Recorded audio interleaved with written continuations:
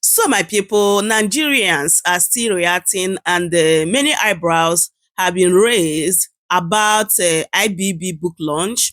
Many are even calling for his arrest. But before I allow you guys to listen to what Mr. Chris Nwaokobia have to say concerning this same matter, let's just look at this particular headlines that has created like misfeelings, misreactions from Nigerians.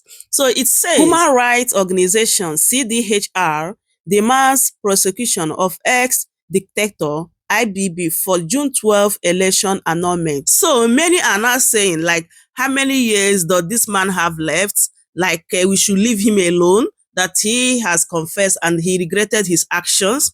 And also many are saying, like, no matter how old you are, since you have committed any crime or any offense, like, you need to face the consequences. Because of that, he need to be arrested. So this person said, which kind of prosecution? How old is him that you people are saying he should be prosecuted?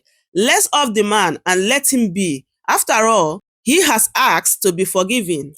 And this person said, long overdue and justified.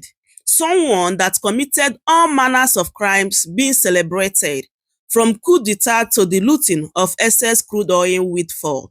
But Dele Farotimi was arrested for exposing the decay in the judiciary through his book, but this one got 17 billion naira. And another person reacted and he said, don't prosecute him to avoid putting fear on Gowon.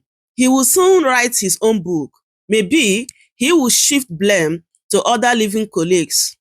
By the way, if you prosecute IBB, what will you do to Gowon, who oversees massacre during his tenure, or Buhari, who oversees EndSARS? So my people, like, a lot of reaction, just as I said before. But let's go ahead and listen to Mr. Chris and hear what he have to say in this particular interview concerning this matter as well. But before then, please don't forget to subscribe if you haven't, and also turn on the post notification bell so that anytime I upload a new video, YouTube will notify you. Share the video and also give this video a thumbs up as well. Thank you so much for doing so. His autobiography, Babangida suggests that his best friend at the time, General Sani Abacha, played a significant role in the decision to annul the elections, portraying himself as a leader whose hands were tied by military and security pressures.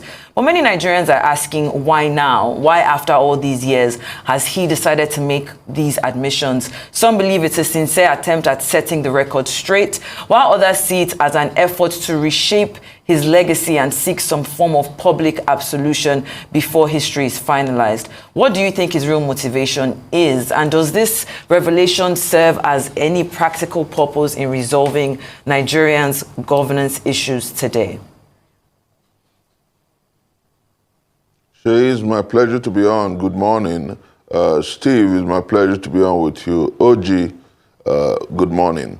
Let me say very importantly that Thursday, the 20th of February 2025 was an effort, an attempt in rewriting history. We obviously know the truth. We know what happened in 1993. We are aware of the hundreds of thousands of our young people who were mowed down by Abacha's guns and goons. We are very definitely necessarily not desirous of IBB's validation as to who truly won the June 12 election. We knew. Everybody knows. And that's why I'm enamored by the reaction from the siblings, the family of Chief M. Abiola. It was evident that Chief M. Abiola won that election, and Muhammad Buhari had recognized him as a former president, and June 12 celebrated as Democracy Day. What is important to me and for posterity is the fact that we must put the figures straight, we must put issues in proper perspective. And I do not understand, like your question did clearly note, after 32 years, why that messy memoir? I do not understand why the attempt to rewrite history. We're aware that General IBB was, as it were, he rose to the highest rank of his career. And as a general, you should commit yourself first to the defense of nation. And if in that memoir and what he read out on Thursday, the February 20th, he admitted that he was scared for his life, he didn't want to die for truth, for right, and for justice, then there's a big question. And I've heard a few people say that that book will serve for education, serve for information, and will serve to help position our country historically on the right track. And I'd say with the greatest sense of sincerity that that book will do no justice to our nation and our story. And I say this for three reasons. If General Ibrahim Badamasi Babangida had called that meeting to atone for June 12th, to create an endowment for the victims of June 12th, to create an endowing fund for those who lost lives and limbs on account of his action and inaction due to June 12th.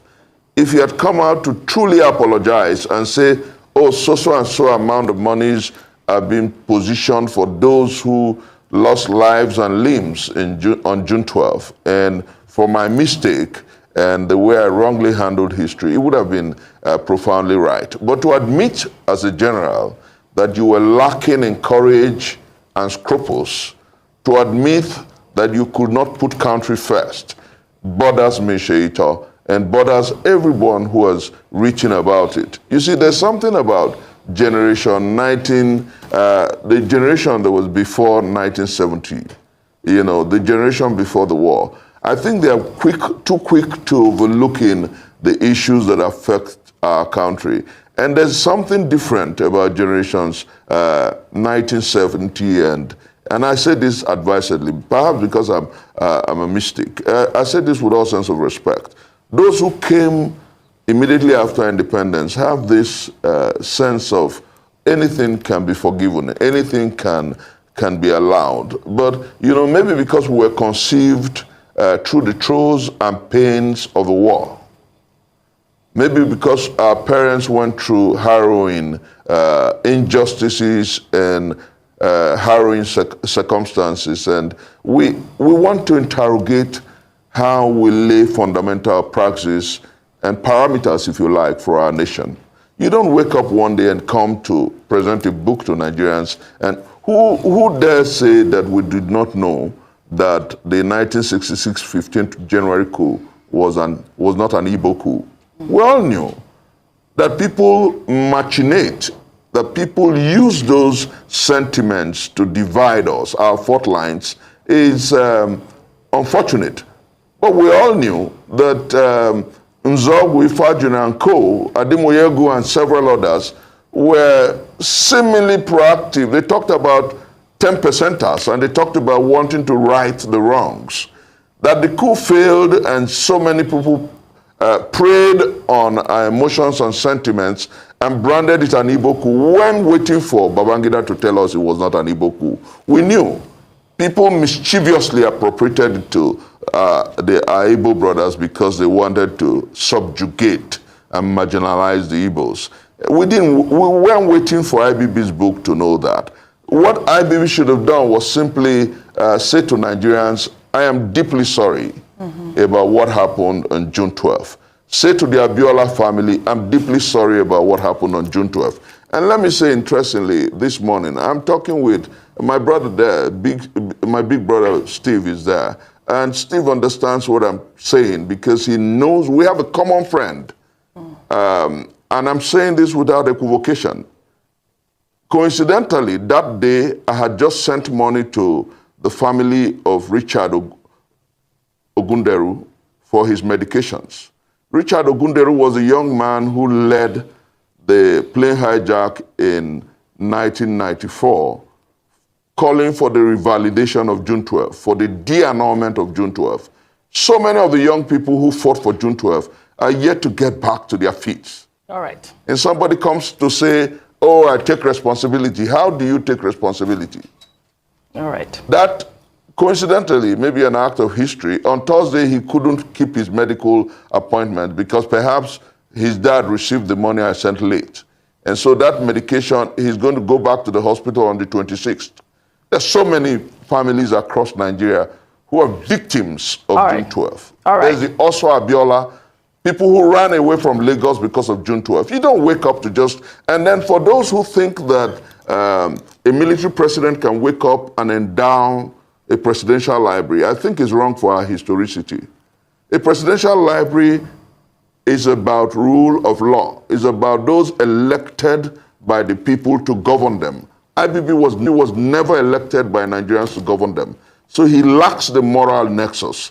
He lacks the legal parameter to endow or create a library. We must call a spade by its name. All right, Professor. I'm passionate about what I'm doing here today. Professor Nwaokobia, because of time, I'd like to just, revisit the questions. I have tears in my eyes as I talk this morning. All right. I mean, you and a lot of Nigerians feel the same pain at this moment.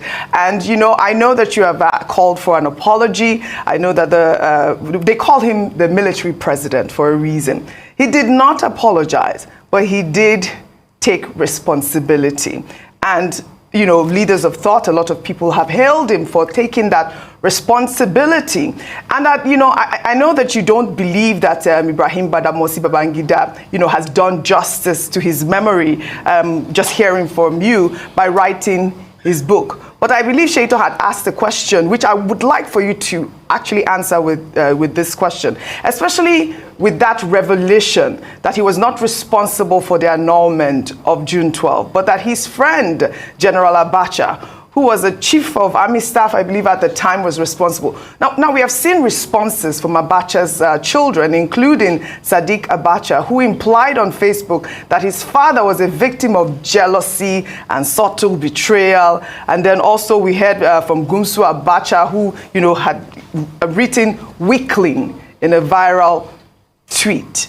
It was obviously a direct dig at IBB. I'd like your analysis on that particular revelation in that autobiography. Oji, with the greatest sense of respect, I think I raised issues about cowardice in my opening. And let me say clearly that IBB was a commander-in-chief. If he was uncomfortable with Abacha, he should have retired Abacha. To come after 32 years to blame Abacha for the annulment of June 12 is cowardice, absolutely. To come after 32 years to tell us that he was under pressure I don't know those who advise him. I don't know why they got him to this foxpower. Let me say without equivocation and without mincing words that that was a terrible effort in image making. Those who got him to push responsibility to a dead man. Abacha is not here to explain what truly happened. And ask yourself, in that address where he told Nigerians that he had annulled June 12, he could have simply retired Abacha and nothing would have happened. So it was about his unwillingness to sacrifice himself for nation. It was his unwillingness to put country first. And there is nothing in that statement and in that book. Oji had spent the past 48 hours glancing through from page to page. That was why I started with the first point that got my Igbo brothers. When looking for somebody to tell us that the 1966 January 15th coup was not an Igbo coup, when looking for IBB to tell us that, we always knew that. And those who have preyed on that issue have been fair by half, have been smart by half. We know the truth about our country, and we know that the time has come for us to collectively call a spade by its name. And Oji, it is very important going forward as a nation that we call out IBB and its people. We'll call IBB and those who attended that event. Some have called it the charade, but I think that it was a meeting of individuals of the same tendencies and sentiments to tell us that it doesn't really matter how history judges them. Because, like I said, I must repeat, there is no such balance as military president. and you cannot endow a presidential library. It is to tell Nigerians that military purchase and coups is okay. And a president is, as it were, is supposed to have been elected by the people. So if you want to endow a presidential library, you must be democratically elected by the people. So we don't have a problem with Obasanjo's presidential library. If Buhari wakes up tomorrow to create and endow a presidential library, it is not wrong, it's not against the law because it was elected by the people in 2015. All right. IBB was never elected. IBB was never elected. So we must wake up to the urgency and the reality of now. We must, as a nation, learn to put issues properly, put the beams and the pegs in the proper place. Save and except that is done, we'll be dealing great hardship and injustice to posterity. You cannot have a military president endow a library. That's to say that impunity is right. That's to say that anybody can just wake up tomorrow and sack the parliament and throw away our constitution and after 20 years endow a library. We must put issues in proper perspective. All right, Chris, thanks so much. Let me first thank you for drawing attention to the plight of that young man, Richard Ogunderu, who was the leader of the movement for the advancement of democracy as at that time that you referred to. I hope that he survives it. But his story, like that of the other three gentlemen friends of his, you know. Richard, I don't have money. Let me say, Steve, I'm not interrupting. I don't have money, but if you call Daddy, he will tell you that time and again, almost on a weekly basis, I send money for the upkeep of that young. No, that's fine, and Chris. I support for his medicals. I'm just saying that his story is part of why we can't forget stories about June 12th. Yeah. Without thinking about those people. Absolutely. But let's move on, Chris, to the question. We really don't have time. I guess this will be the last question for you. You used an important word, atonement, which you said was missing in all that General Babangida did at that book launch and fundraising that day. I would like to add the word healing to it. And in doing that is to ask you what your thoughts are as to the rich guest list and the amount of money raised for the purpose that you have now described. It might even be considered as illegitimate. So when you see absolutely an array of people who ought to be worried about the sort of submissions that will come from a book from a man like General Babangida, but turn the occasion to that of humor and sarcasm, including IBB getting a Yoruba man, a former vice president, and an in-law to the Great Awolowo clan as the book reviewer. Do you think that what all this says to you is that General Babangida has again succeeded in playing everybody, in being true to his cognomen of Maradona? Because at the end of the day, he didn't apologize for anything. He didn't atone for anything. He only said that he took responsibility. And then people laughed it off, and then monies was raised. At the end of the day, will you say that that can bring any form of healing or atonement whatsoever? Or this is the story of Nigeria that 32 years after, we'll laugh it off and we just move on? Steve, with tears in my eyes, let me say that two major individuals in that event broke my heart deeply. Our immediate past vice president is someone who I defer to greatly, and he calls me affectionately Junior. And I bled, and I had a bile of anger when I saw him reviewing a book and that's why I said, Steve, that generation post-1990, if you don't have an advisor from generation post-1970, you go get one. There's something about those people. We think about putting the square pegs in square holes and doing things right. If I were called upon by my boss, the former Vice President Yemi Osinbajo, to advise, I would say don't review that book because it won't heal no wounds. I talked about atonement. Steve, at the Korodu Road, General Abacha's goons and guns mowed down over 100 people. Nobody has asked about their families. Those who came to Abuja to launch that book and gave IBB about 17 billion are grossly lacking in conscience and emotions. And I say this without equivocation, but we can fix our country. Our country will get better. The point is that we must, as a people, call a spade by its name. Let us not romanticize this situation. It's just, like you noted, jokes, sarcasm, and laughter. And then the second person whose presence there broke my heart, but I reread his speech, was President Olusegun Obasanjo, the man I call my dad.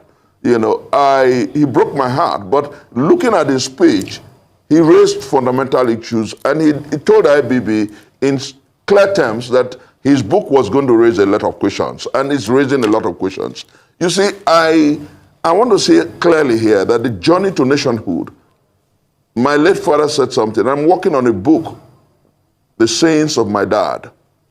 And he told me something. He said, to move a nation forward, you must create pillars of reference and monuments of deterrence. There is nothing in what happened on the 20th of February to show that IBB was truly remorseful, penitent, and was ready to atone. People can't come to Transcorp in Abuja to raise 17 billion for a man whose actions led to the death of hundreds of persons directly, thousands of persons indirectly, and a nation. The reason we still have flawed elections in our historicity was because nothing happened to the man who annulled the freest and the fairest election in our historicity. The reason we have court jesters and praise singers everywhere is because Nigerians salute anybody who can throw darts at them. But I know the difference between greed and satisfaction. I know the difference between greed and the ability to appreciate what life has thrown at you. Unfortunately, so many people do not understand that for us to fix this country and make Nigeria great again, we must draw proper lines, we must draw great margins, we must teach posterity the way to go. And I want to say clearly before my countrymen that an IBB library, presidential library, is an anathema, and it will not teach Nigerians the rule of law. It will not teach Nigerians the way to go. And I also want it on record that Abiola's family that have come out to say that they are not satisfied is not the only family. There are families that lost lives and limbs. And merely coming to say you take responsibility is not enough to satiate the pain that they are going through. And I have friends. I was involved in the protestation against the annulment of June 12th. As a young man, closing out I was just about 21, we're all detained, we're harassed, we're harangued. And somebody just wakes up in the twilight of his life, comes to tell us that, oh, I take responsibility. What are you taking responsibility for? For the deaths? For those who lost lives and limbs? No, I think Nigerians must learn to interrogate these people.